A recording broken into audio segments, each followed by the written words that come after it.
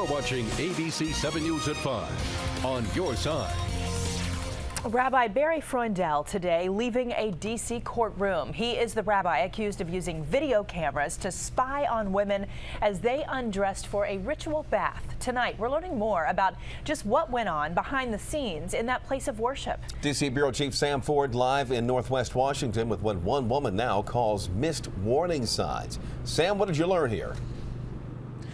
Well, Leon, not a lot of new information out of the court itself, but the synagogue's hospitality coordinator told reporters that a lot of things that didn't make sense before do now.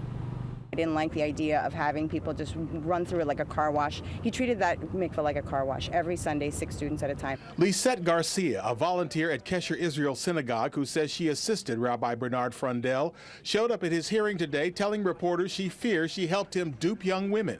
And urge them to get in the mikveh as soon as possible, because once you got in the mikveh, you were tracked for conversion. The mikvah is a sacred nude bath women would take in a building next to the synagogue, where authorities found a camera to look at unclad women hidden in a clock radio. In court, the judge continued the case until January 16th. Authorities seized evidence from the rabbi's offices and home, focused initially on 6 young women. Attorneys for one of the victims were at the hearing and said her pain is palpable. The breach of her trust, that evil lurked in the place you least expected.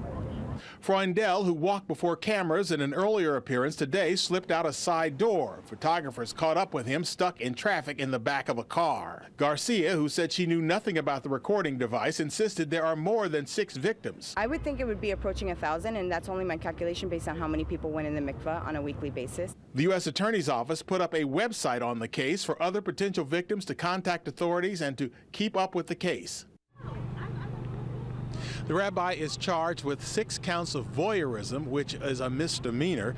Garcia and others say they now fear that the U.S. attorney will work out some sort of plea deal with him, and the extent of what happened will never come out. A spokesman for the U.S. attorney's office says they are still gathering evidence, and at this point there is no plea deal.